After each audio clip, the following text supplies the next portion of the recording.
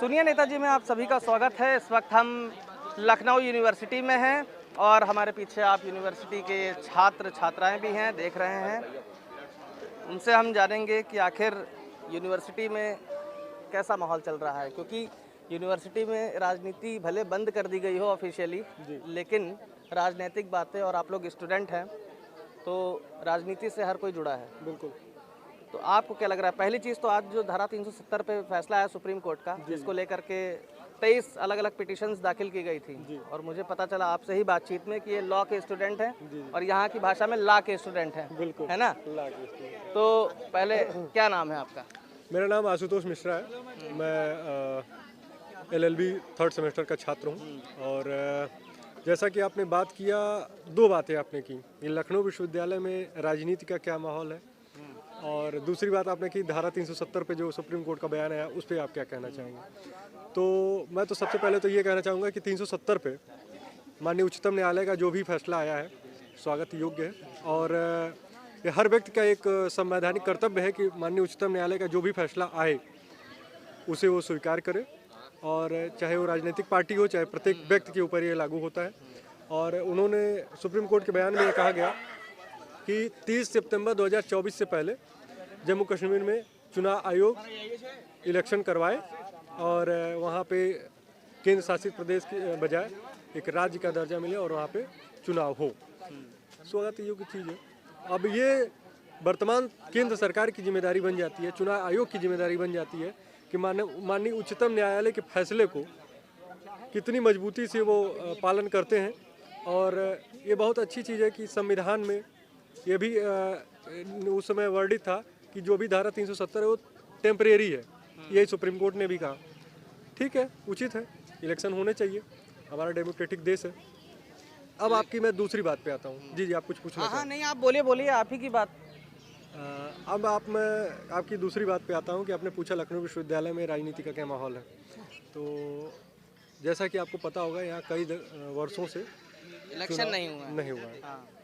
और आपको यह भी पता होगा कि यही लखनऊ विश्वविद्यालय, यही छात्र राजनीति, यही क्षेत्र था जहाँ से लोग निकलकर इस समय उप मुख्यमंत्री और अन्य मंत्री और बड़े बड़े पदों पे सुशोभित हुए। इवन आप बात कर लीजिए तो उत्तराखंड के मुख्यमंत्री भी लखनऊ विश्वविद्यालय परिसर से ही निकल कर पहुँचे हुए हैं। और राजनीति का यह ऐसा नर्सरी है जहाँ से शुरुआत होती है। मतलब ये आप लोगों से डरते हैं स्टूडेंट? ये सीनियर है तो डरते रहते हैं क्या? ये लोग डरवा के रखते हो क्या सीनियर हो तो फिर बोलो, इधर आओ। क्या नाम है, बताओ क्या नाम है? मेरा नाम हर्षित सिंह है। कौन सी क्लास में है? मतलब क्या पढ़ रहे हैं, क्या कोर्स कर रहे हैं? मैं यहाँ से BA कर रहा हूँ, 5th सेमेस्टर। किस सब्जेक्ट से BA कर रहे हैं? मैं इंग्लिश से। English literature. तो ये बताइए कि पढ़ाई का कैसा चल रहा है, क्योंकि बाकी बहुत से विश्वविद्यालय हैं जहाँ पर शिकायतें रहती हैं छात्रों की, छात्राओं की, कि हाँ पढ़ाई को लेकर के ये समस्या आ रही है, वो समस्या, कुछ ऐसी समस्या है? पढ़ाई को लेकर कोई समस्या नहीं है, सारी क्लासेस प्रॉपर रेगुलर टाइम पे होती हैं, सब कुछ ठीक। एग्जाम वगैरह सही से बताना भाई। देखो जो सही है वही बता रहा हूँ, एग्जाम वगैरह रेगुलर होते हैं, और बस थोड़ा सा मार्कशीट वगैरह में कभी कभी इशू आ जाता है, पर वो भी रिजॉल्व हो जाता है। कैसा इशू आता है? यही मतलब जैसे इंटरनल्स वगैरह में एब्सेंट कभी कभी आ जाता है एरर की वजह से, बट वो सब रिजॉल्व हो जाता है। उससे परेशानियाँ कितनी, मतलब क्या, कितना समय, कोई टाइम टेकिंग प्रोसेस कितना होता होगा कि हाँ भाई इतने समय? सही चैनल के थ्रू जा रहे हैं प्रॉब्लम रिजॉल्व करवाने, तो सही टाइम पे से सॉल्व हो जाएगी। अब अगर आप गलत चैनल पे जा रहे हो तो फिर कहाँ से सॉल्व हो जाएगी? वही बात है ना कि अगर आप सही चैनल पे जाओगे तो आराम से प्रॉब्लम रिजॉल्व हो जाती है। बिल्कुल। आपका क्या नाम है? ऋषभ प्रताप सिंह और ऋषभ सिंह। ऋषभ जी क्या करते हैं?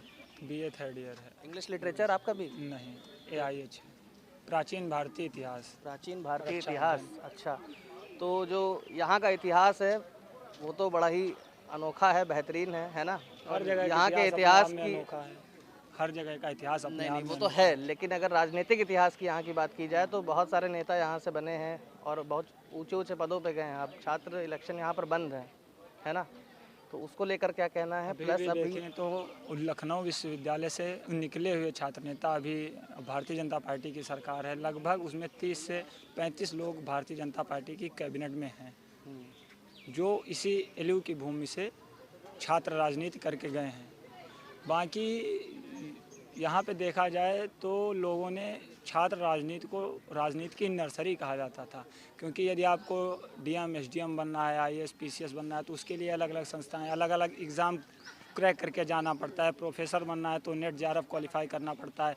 क्या हम सोचते हैं क्या एक अच्छा लीडर हमारे देश को मिले, हमारे क्षेत्र को मिले, हमारी विधानसभा को मिले, उसके लिए क्या वो एक छात्र नेता होना चाहिए? क्या वो छात्र नीति में वो छात्र राजनीति में संलग्न रहा हो? यदि देश को अच्छा नेता चाहिए तो वो किस माध्यम से लेगी? तो मतलब कि कहना उन्होंने यह है उस कि माध्यम को ही खत्म कर दिया है जहाँ से इलेक्शन बंद। हाँ, जहाँ से अच्छे लीडर जो देश को, समाज को आगे लेके जा सके हैं, वो चीज़ एकदम लॉक कर दी है, भाई वो सीरियस? माध्यम ही बंद कर दिया है।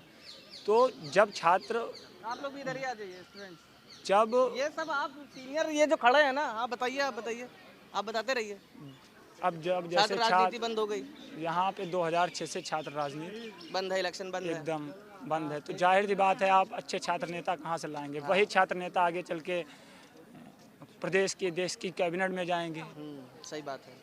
यहीं से लोग अपने क्षेत्र में लौट के जाएंगे। अगर यहाँ से वो छात्र राजनीति सीख के गए हैं तो जाहिर सी बात है वहाँ के आम नागरिकों के लिए, जो शोषित जनता है, जिसका शोषण हो रहा है, उसके लिए कुछ अच्छा करेंगे, क्योंकि वो सीख के गए हैं। सही बात। आज के समय में देख लीजिए तो 70 से 80% लोग जो भी छात्र राजनीति में, या तो वो बाहुबली टाइप के घर से हैं, आतंकवादी टाइप के हैं, आतंकवादी तो नहीं कह सकते लेकिन उसी प्रवृत्ति के हैं, गुंडे हैं, हर पार्टी में हैं।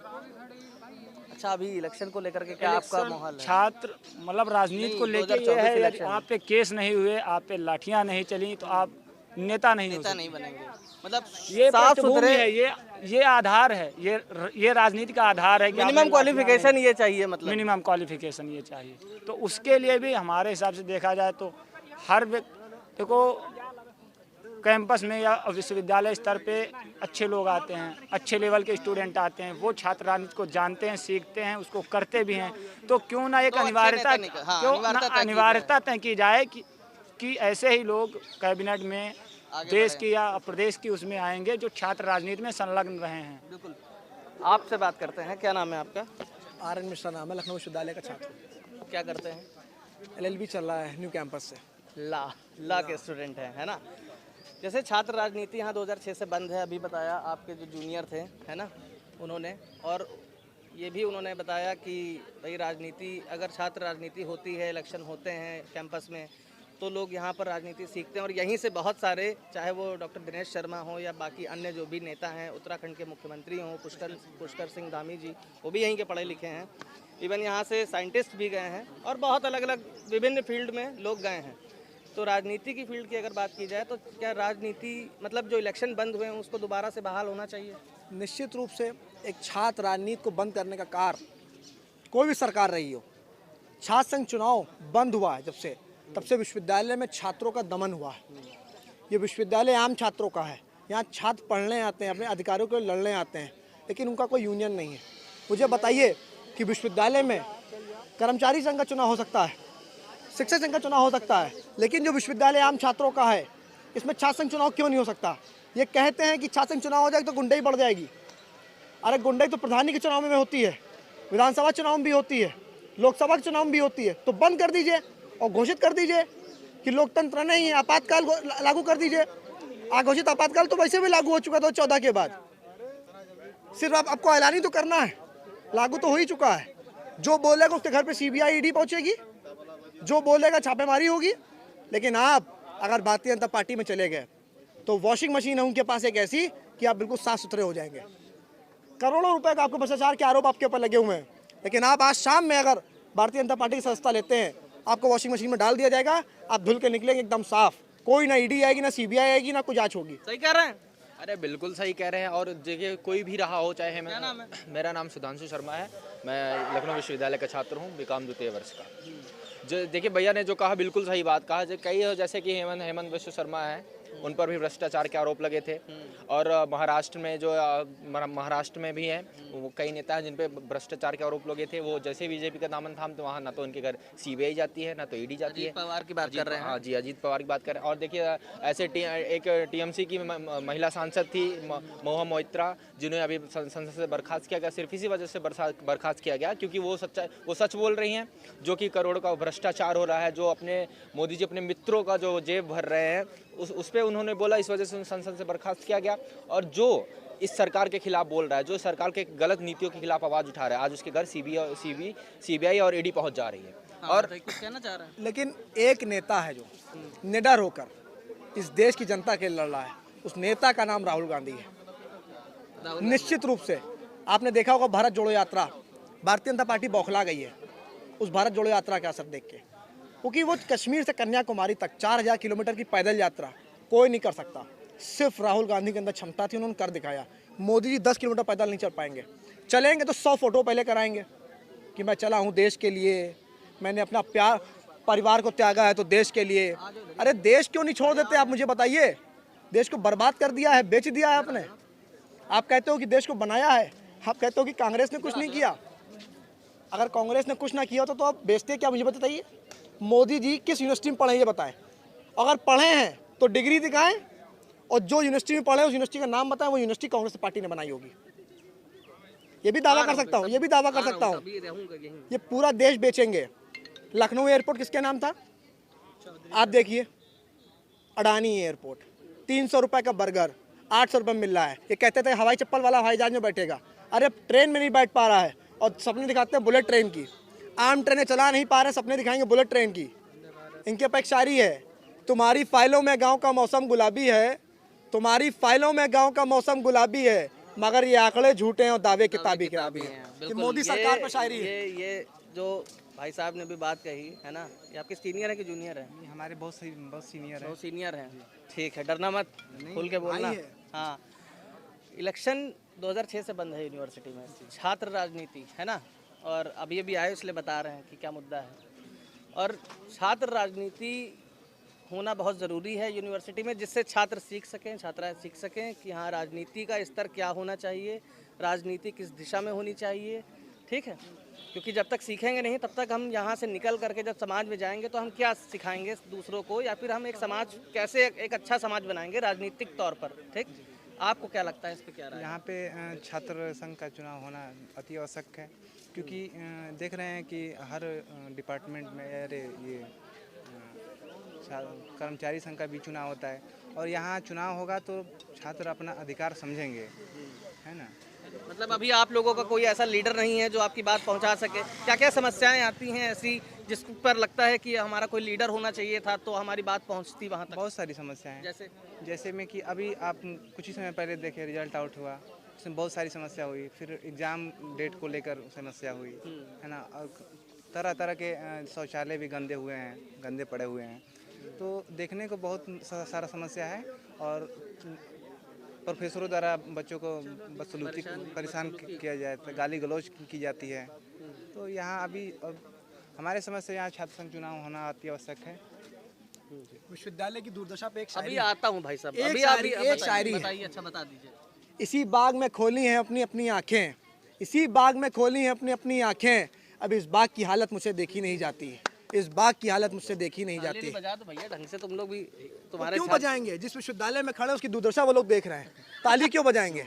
मतलब ताली कि कुलपति जी बजा रहे हैं, ताली कुलपति जी बजा रहे हैं, छात्र परेशान है। गेट नंबर 1 पे लंबी लाइन लगी है, कैशियर ऑफिस के बाद लंबी लाइन लगी है, प्रॉक्टर ऑफिस के बाद अगर छात्र धरना देता तो मुकदमा होता है। छात्रों पर मुकदमा हो जाता है। छात्रों पे मुकदमा होता है। अभी कल परसों पुलिस ने पकड़ लिया हमारे साथी को, इको गार्ड। क्या कारण? कि प्रोफेसर से विवाद कुछ हो गया था, असाइनमेंट की फाइल नहीं ले रहे थे, तो पुलिस पकड़ ले गई। पुलिस पकड़ ले गई, इको गार्डन पे छोड़ा है। फिर रात में पूरे समय क्या कहते हैं दिक्कत हुई हम सब छात्रों को। आपको भी ले गई थी क्या? नहीं, हमको नहीं ले गई थे, हमने क्या कहते हैं घर पर थे। अच्छा, लेकिन हमने देखा कि क्या कहते हैं ये हुआ है, इनको ले गए। आपको ले गई थी? हमारे पास वीडियो मैं फोटो देख सब लूंगा पड़े हैं। वीडियो। क्या मामला क्या देखिए, मामला ये था कि एक साथी छात्र ने असाइनमेंट जमा करने गया जो कि वैलिड डेट थी असाइनमेंट की, ठीक है, वैलिड डेट थी असाइनमेंट की। तो जाते हैं तो उनकी वहाँ प्रोफेसर की एक पीएचडी स्कॉलर होती है, असिस्टेंट होती है उनकी, वो उन्हें गाली अंग्रेजी में गाली दे करके उन्हें भगा देती है, ठीक है। तो जब उसका कंचन श्रीवास्तव नाम है, उन्होंने पीएचडी स्कॉलर है, तो उसी विरोध में हम लोग प्रॉक्टर साहब के पास आते हैं, बताते हैं कि ऐसी बदसलूकी हो रही है छात्रों के साथ।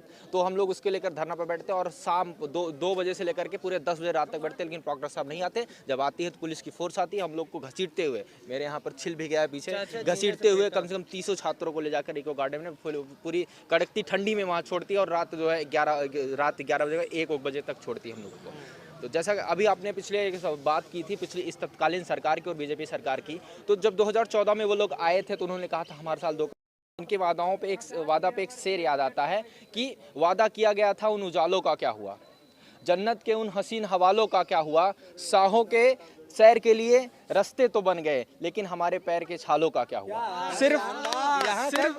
सिर्फ वादे ही हुए हैं, युवा महिला जो भी छात्र सबके पैर घिस गए हैं चल के। सिर्फ विश्वविद्यालय की ही बात करूं, आज ये आप इतनी भीड़ दिख रही है, सिर्फ ये बच्चे परेशान होकर इधर उधर तैर हैं। अभी कल परसों से एग्जाम है, अभी किसी का जो है एडमिट कार्ड नहीं निकल रहा है, किसी का एडमिट कार्ड निकला तो माता पिता का नाम गलत हो गया है, और किसी की फीस जमा हुई तो फीस रिसिप्ट नहीं डाउनलोड हो रही है। वो मतलब आज ऊपर से लेकर के नीचे तक हर एक छात्र, हर एक व्यक्ति, हर एक सब परेशान है। महिला ना तो यूपी में देखिए ना, हर आए दिन ऐसे वारदात होते रहते हैं, ना तो महिला सुरक्षा है।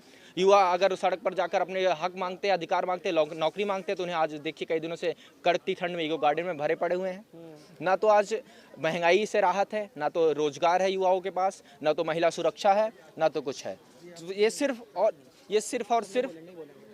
सिर्फ और सिर्फ जुमले की सरकार है और छात्र न किसी के हित के लिए काम नहीं करती है सरकार। बिल्कुल। ये बताइए कि एक तो आपके यहाँ सब शेर व शायरी करने वाले बहुत हैं जी, है ना? हाँ, पढ़े लिखे तो हैं ही, जाहिर सी बात है। यार आप मोदी जी के पीछे पड़ गए हो, क्या बात है? पीछे नहीं पड़े हैं, मोदी जी अपनी डिग्री नहीं दिखा सके, हम तो दिखा रहे हैं। मैं स्नातक हूँ लखनऊ विश्वविद्यालय, डिग्री दिखाऊंगा डंके की चोट पे, एक छात्र होने के नाते दिखाऊंगा। लेकिन मोदी जी कब दिखाएंगे ये मुझे बताइए? कौन सा चौराहा होगा, कौन सा समय होगा जब डिग्री दिखाएंगे वो? इसका प्रधानमंत्री एक प्रेस कॉन्फ्रेंस नहीं कर सकता है, वो क्या और आगे करेगा? बात ये बताइए। बड़ी नाराजगी है। कौन सा ऐसा प्रधानमंत्री था जो एक भी आज तक प्रेस कॉन्फ्रेंस नहीं किया?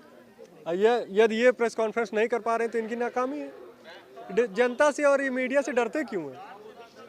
क्यों डरते हैं? आपके यहाँ तो आपके स्टूडेंट्स भी हमको लगता है आप लोगों से डरते हैं। आप यहाँ मतलब कोई बोलने का डर का कोई सम्मान क्या डर? बिल्कुल सम्मान करते, डरते बिल्कुल, क्योंकि ये भैया लोग हैं ऐसे एकदम अपने छोटे भाई की तरह ख्याल रखते हैं। गलत होते हैं जहाँ पर वहाँ पर समझाते हैं, मतलब सही होते देखिए अभी आपने देखा सही होते तो प्रोत्साहन भी करते। अभी इन्होंने सीनियर है फिर भी हमारे वक्तव्य पे इन्होंने ताली बजाई, हमें सम्मान दिया।